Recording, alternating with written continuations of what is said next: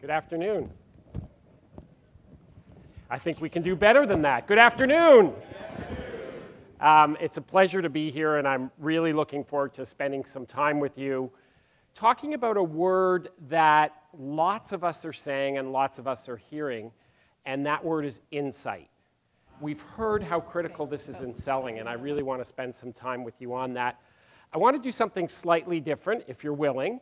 I've actually got 2 exercises for you at your table groups to chat and do it real fast because we've only got a short amount of time. But talk with each other and then come back to me and share so that we can make this, rather than one person against everybody, it's all of us and we're all going to talk about insight. Who's up for that? Yes? Excellent. Why not? That's why we're here. All right. 3 things that I want to do. Insight is a journey, not a moment in time. I want to talk a little bit about that in regards to selling. And I want to talk about the fact that insight is tough. I don't want to say too much on this because that's going to be our first exercise at our tables. Point of view is teachable, though. I'm going to distinguish between point of view and insight and talk a little bit about that. And clients, Gerhardt, you heard him talk a little bit to this morning. Clients must be engaged in the insight process. To think that we as sellers can have all of the insight and bring it to our clients and sort of put it on the table is just wrong. Even if we were really, really smart, our clients aren't going to accept that, and it's not going to fit. Their organization is different. So clients must be engaged in the insight process, and I want us to be thinking a little bit about that. So, corporate executive board, who's familiar with some of this research? Lots of folks probably in the room. If you're not, just have a quick read. They said insights is critical. And I've heard it, I've heard it in a number of presentations today. Our customers have way more knowledge, right? I like in Jeff's last presentation, he said, your frontline sales force is your website and Google, right? Absolutely. So information is no longer the commodity of selling, right? That's table stakes. That's your clients can get that. They don't even need you for that. So insight does become important, right? And that's what people are looking for us as we sell to them. And it doesn't matter. I know there's lots of different organizations. I've had the pleasure of talking to lots of people today, from the small businesses that are here to the really large businesses. This is important. Doesn't matter if we're in B2C, B2B, except for the most simple transactions. This is important and becoming more and more important. So, what's your definition of insight? Right? We know this word. Just think about this silently for a minute. Right? What's your definition of insight? Think about that. Here is what we found. Where did we go? Wikipedia. Where else? So there's a lot of words up here. Take a minute and just see which ones stand out to you. We found some really neat words in here, and you're going to see them later.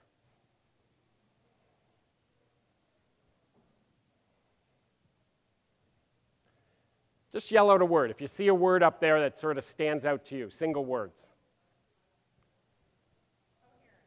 Coherent. Mm-hmm. Observation. Mm-hmm. Did I hear perception? Yep. Connecting. Incubation. Group. This was a neat one for us. Working in a group, right? You sort of think of insight as this aha moment, right? A lot of when I ask people about this, we think of this as aha moment. And it's true, it can be an aha moment. There's just all the stuff that goes on before it, right? And group, and think about group. And this is why when we get into talking about this from a client, bringing the client into it, the client is part of that group, right? If we're going to be successful selling, the group that's going to create insight, yes, it's us and our sales organization, and it's our client and their organization. I'll talk more about that later. So here's the question. And I want you to think about this, again, whether you're a small organization, you've got a lot of salespeople, what % of your sales force is capable of generating meaningful insight for your customers? Try to think about a number there, and what I'm going to have you do is actually talk about this at your tables.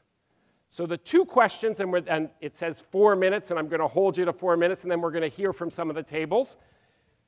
Think about insight. How capable are your salespeople of generating it, and how important? So how capable, how important? Chat at your tables, jump in, and we'll chat in 4 minutes.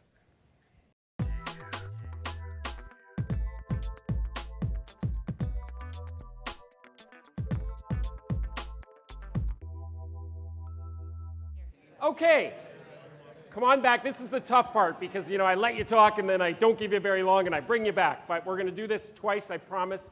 I know we had a thought over here. Please tell us your name just so we know who you are and share what you were talking about. Your table was having a great discussion. Sure. I'm Jessica Magooch, and I build sales teams for startups.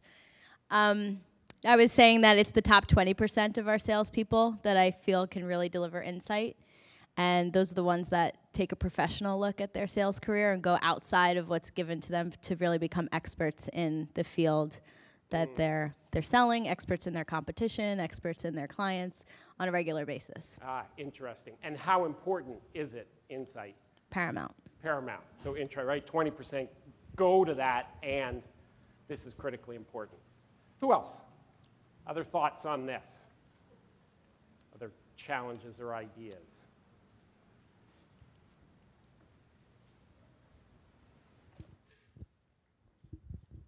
My name's Joe Carberry. I think every sales rep is capable of generating insight.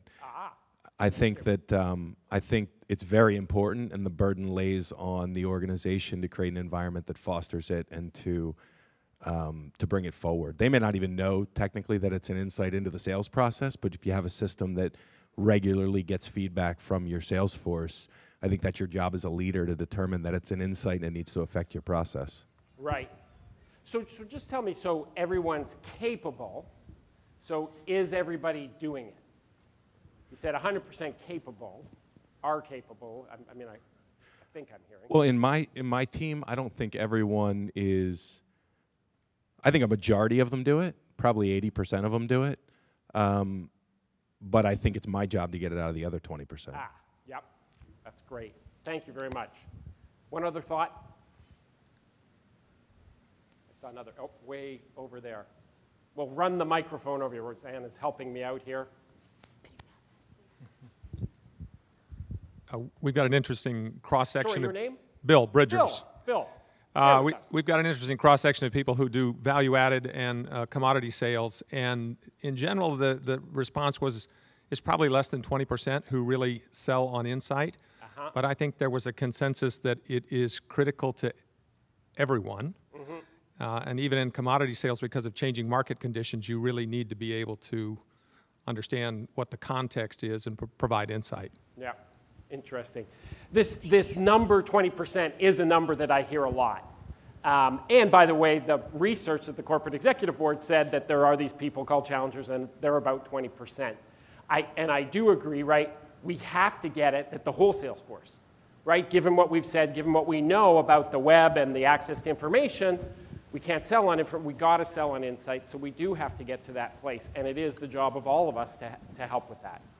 And in thinking about this, this was sort of a piece that we came up with that said, where does insight really come from? Well, it's got to come from the selling organization, yes, but it's also the client or the prospect.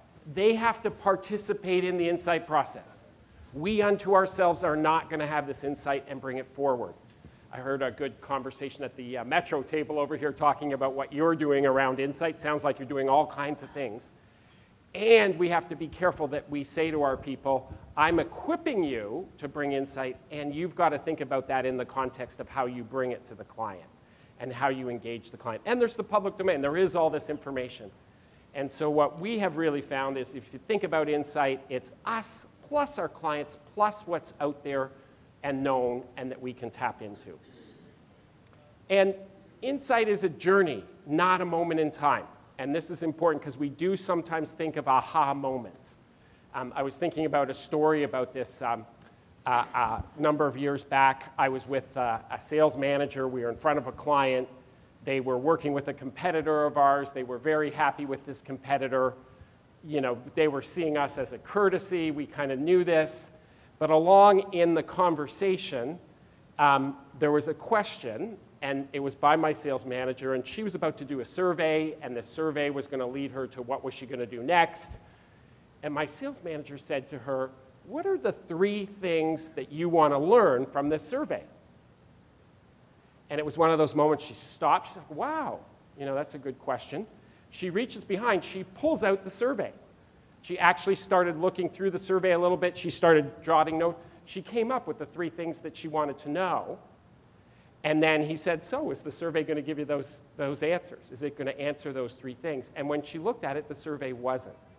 And the survey was proposed by our competitor. So there was this insightful moment, right? It was sort of, but what happened was there was a lot of work before that that got us to that place. And all of a sudden, it started this journey to looking at some different ideas for how she could collect that data. We were successful in helping her with that. That helped us against the competitor. Insight is about preparation, right? It's about preparation. It's about what we do before we're in conversations with our clients.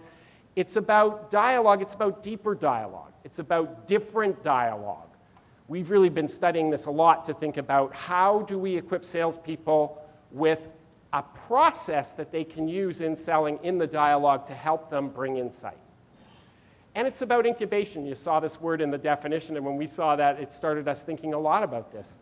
We have to allow for incubation in the sales process. We have to encourage incubation. When our client says, I need to take this and show it to some other folks, we have to say, great.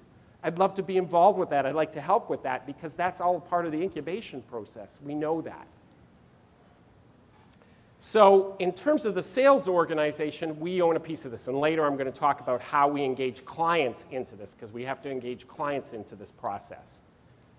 And big picture question, this is what we found in the research. If you want to have an insightful conversation with your clients, you've got to start at a place that's very different than where we're used to starting.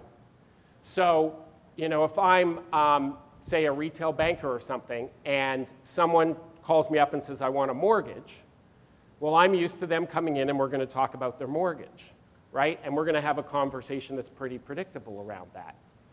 But if I want to have an insightful conversation with them, when they call me and say they want a mortgage, I'm going to say, terrific, and I'd like to talk to you about your finances. So I give this as a very simple example because we all live this. But the question you might start with is, rate how well you feel about your finances on a scale of 1 to 10. 1 poor, 10 great. That's my question. You can imagine where our conversation is going to go. My competitor is going to say, what term of mortgage, tell me about your new house. That sounds great. But what I'm hoping is I'm going to have a conversation that's dramatically different. And that starts with a big picture question, a question that's at a much higher level than maybe what we're thinking about within the selling situation that we're facing. And the second part of really getting into deeper dialogue is I must come prepared with what I see as their strengths and their opportunities. And this is point of view, and we distinguish this from insight. Our thought on this, and I'd encourage you to think about this with your sales force, is for a salesperson to come up with insight is tough. And I think it is maybe the 20% who can do that. But for a salesperson to come up with point of view, what are their strengths, what are their opportunities? This is an easier task, right? I can think about, I've got this organization that I'm meeting with. I can go into the public domain. I can Google them. I can search. I can find out. I can learn. I can have a point of view. What do I think they're doing well? What do I think their opportunities are? That's what I need to bring to the conversation. Not necessarily the insight, but lots of point of view around what's working, what's not, that I can fuel into a discussion around insight. And in a minute, I'm going to give you a chance to talk about that, the difference between insight and point of view, the ability of your sales force. We already said what it was on insight. Let's talk about point of view. Preparation, this is about preparing that point of view. So rather than saying to our salespeople, you need to prepare insight, we're going to say to them, you need to prepare a point of view, strengths and opportunities. How do we do that? There's lots, right? There's lots of access to information. So there's lots of ability to make sure that we are prepared. The customers are prepared before we meet with them. They are going on the web. They are doing their research. We need to do the same thing in reverse to make sure that we're coming together in the right place. Just going to skip through that. I want you to have a quick 3 minutes for this one. Point of view is about strengths and opportunities of your client. How capable are your salespeople of doing that? And relate that back to insight. And just talk about that for a minute. Be ready to share. I'll give you 3 minutes. Again, quick table discussion. We'll hear from a couple, and we'll move into wrap-up.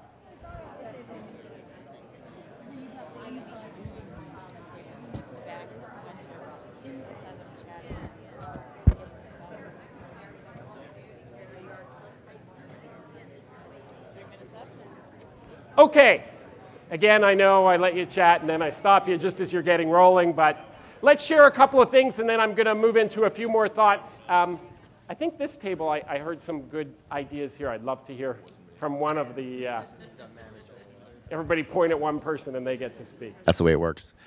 No, we just Your name, figured, sorry? Ken from Heartland Ken. Payment Systems. We figured about 20% of our reps are effectively using the point of view with their clients, but everybody is certainly capable of it. And so training and coaching towards that is a worthwhile endeavor. Interesting. Thank you. You know, I went by 3 tables, and what I was hearing, right, was this notion of, well, yeah, they could, but here's what they are doing. You know, I was hearing that at a number. Who had that at their table? They were saying, yeah, they could, but they're not doing enough prep. Who had something like that in their conversation? Some? Yes? Yep, few. All right. Let's hear, who else? I saw you guys having some good conversation. Did you want to share some thoughts? Yeah, I think it was in order to generate perspective about for what the customer is saying, is that balance of upfront research versus listening, and how much time do you spend on kind of each activity. But I think the message of really listening up front and getting as much information as you can from the customer to generate your perspective and point of view is really important to us and kind of our conversation. Yeah, great tie-in. What we say on this, by the way, is even in a first meeting, you must have a point of view. So too often we're going in and we're saying, you know, let me ask you questions, and we don't bring a point of view, and that actually, right, they've done a lot of work and done homework, and we're just at a different level, right? So part of this is we do have to come in, and so this is where this is different than consultative selling. Consultative selling would say, I'm coming in with a blank page, I'm ready to listen, I'm ready to ask questions. This is saying that's not enough. You got to go beyond that. You have to have a point of view about their strengths and opportunities. You have to come in ready to get into that. Now, the nuance, we're going to ask them first. We're not going to come in and say, I think you're doing this well. We're going to say, you tell me. And by the way, this is what I saw and this is what I found. And then what are you struggling with? Here's some of the things that I thought maybe you're struggling with. So the notion is, it is consultative, but it's consultative with a lot more meat on the bone when we arrive. Anybody else dying to share something? I want to keep us on time here. So thank you. Thank you for chatting. You can think about, you know, your table conversations. And this is the conversation that we've been having for the last year and a half to really think about this topic. Really think about how do we change these conversations. We called it deeper dialogue, and that was easy to say, but how do we create that emphasis? How do we create that in a sales conversation? So I mentioned earlier, it's about the sales organization. So it's about us preparing at a higher level. And I did hear at the tables, you know, yeah, our salespeople.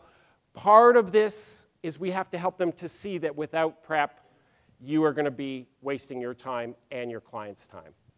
We also, though, need to bring our clients into it. And this was a neat part of some of the research we were doing, and we were really thinking about this.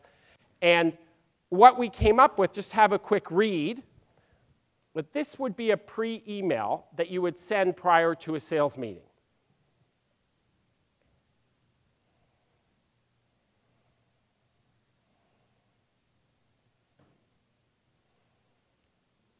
Now, I always get comments about this, you know, it's not very personable, and this is, you know, kind of giving you the Reader's Digest. Obviously, you'd put in some, you know, this is why we're getting together, to be a little more personable. But in this, 3 simple questions, and we started testing this with our sales force, and this funny thing happened. Our sales force was used to sending pre-emails. And I don't know about yours, but our pre-emails oftentimes had an attachment or a link. And they were attachments or links to Fusion Learning. You know, here, come learn about us for our meeting.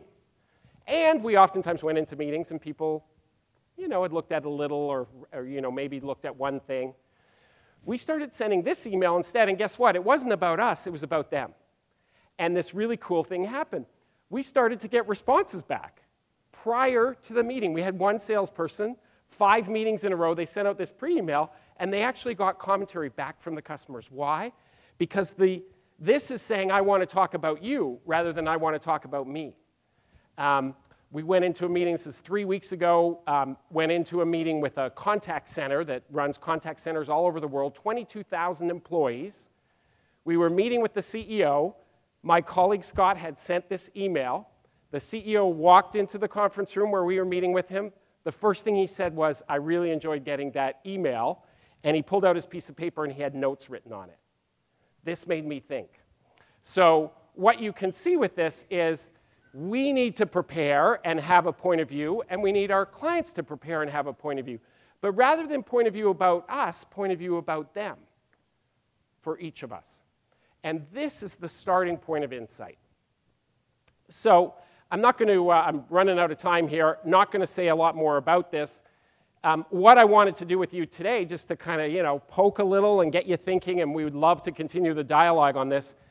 Insight is a journey. It's not a moment in time, right? This takes hard work by us, hard work by our clients. Insight is tough, to be really, really smart and come up with the idea, that's tough. Point of view is teachable. Point of view we can come up with. Point of view we can do. And clients need to be engaged in the insight creation. We should not be thinking of insight as it's up to us and it's our job. We should be thinking of it as this is a collaboration that we're going to work together. Thank you for your time.